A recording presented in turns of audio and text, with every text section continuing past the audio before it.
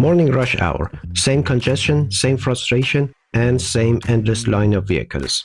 But this time there is no engine noise, no smoke from exhaust pipes, and no smell of diesel hanging in the air.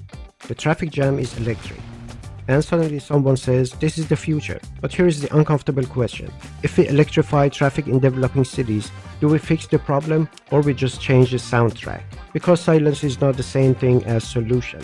This is the second episode of Module 5 of the course Urban Transportation in Developing Countries. This module deals with the future and solutions, under the title The Future of Urban Mobility theme from electric tuk-tuks to walkable futures. Follow the course on the top right of your screen. I'm Wishman Masumi, it's Urban History.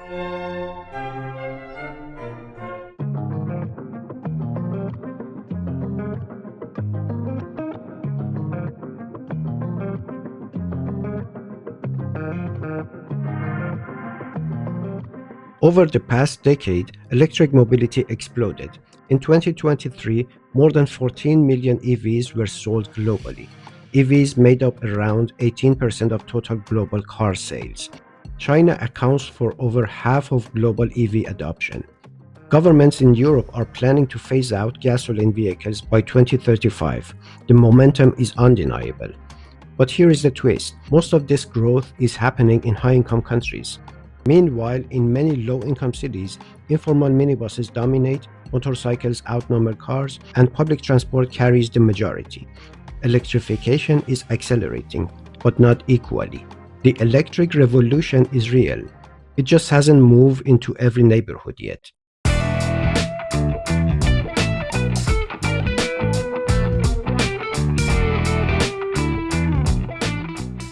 Let's talk about air.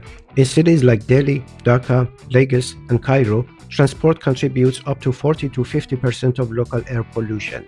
PM 2.5 levels often exceeds WHO limits by 5 to 10 times, and air pollution contributes to millions of premature deaths globally each year.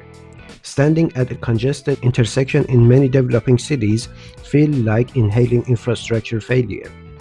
Electric vehicles remove tailpipe emissions, nitrogen oxides, and visible smoke. For streets clogged with aging diesel engines, that's a big deal. When air stops tasting metallic, people notice.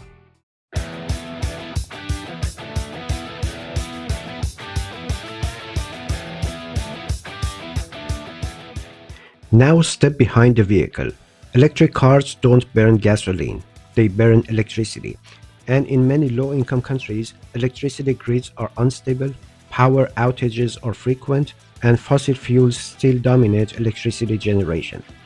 In parts of sub-Saharan Africa, over 50% of electricity comes from fossil fuels, and blackouts may occur several times per week. So the emissions don't vanish, they relocate, from the tailpipe to the power plant. An electric car plugged into a coal-heavy grid is cleaner locally, but not magically cleaned globally.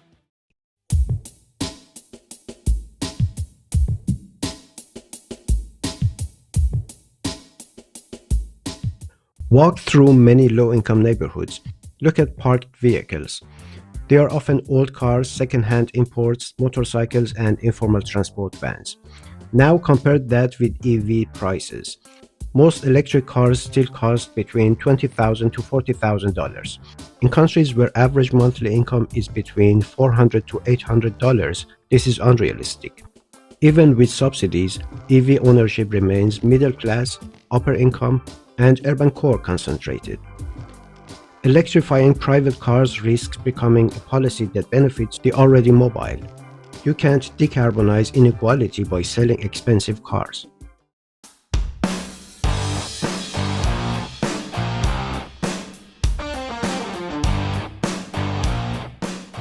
Now shift your focus. In cities like Hanoi, Jakarta, Kampala, and Lagos, motorcycles dominate.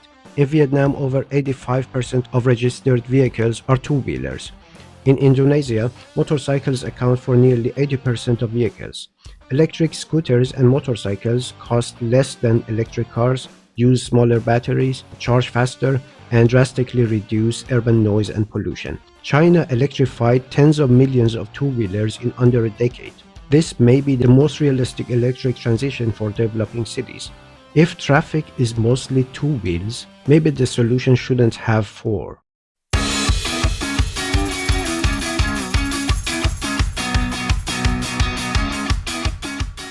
Now think about scale.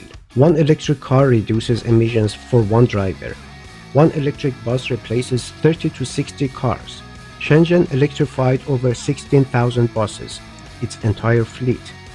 In India, cities like Delhi and Mumbai are gradually introducing electric buses. Electric buses reduce emissions dramatically, reduce noise, and improve urban air quality per passenger. Yes, they cost more upfront, but per passenger kilometer, they often outperform private EV subsidies. If you want maximum impact, electrify what carries the most people.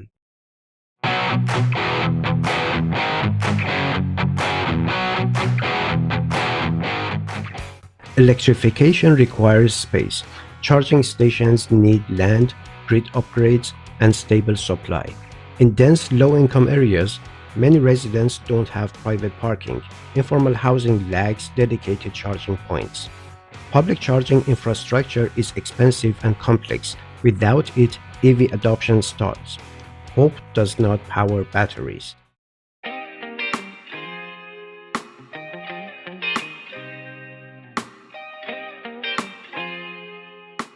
Now let's confront the uncomfortable truth.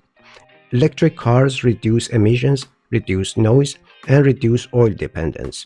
They do not reduce traffic volume, congestion, parking demand, road deaths, and sprawl. If every gasoline car in a congested city becomes electric, traffic remains, travel times remain, and road space remains constrained. A traffic jam powered by lithium still wastes your time.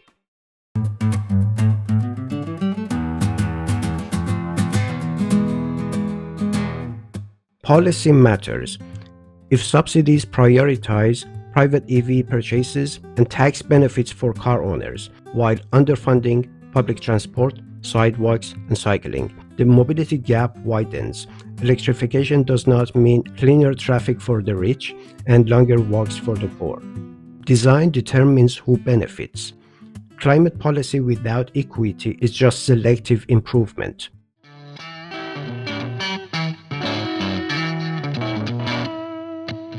So can EVs work in low-income cities? Yes, if the strategy is selective. Prioritize electric buses, electric two-wheelers, electrified paratransit fleets, and renewable energy integration.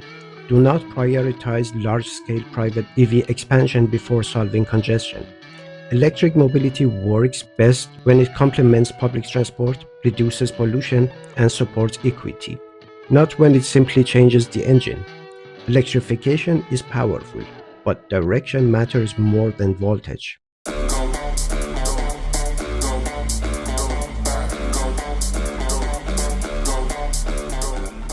Now let's bring back to your city again. Are electric vehicles visible in your streets? Is your electricity grid ready for mass charging? Would electrifying buses improve daily life more than electrifying cars? Are EV subsidies helping those who need mobility most or those who already have it? And a key question, if your city had to electrify just one part of its transport system first, what would deliver the biggest real improvement? Because the future might be electric, but it still has to move people intelligently.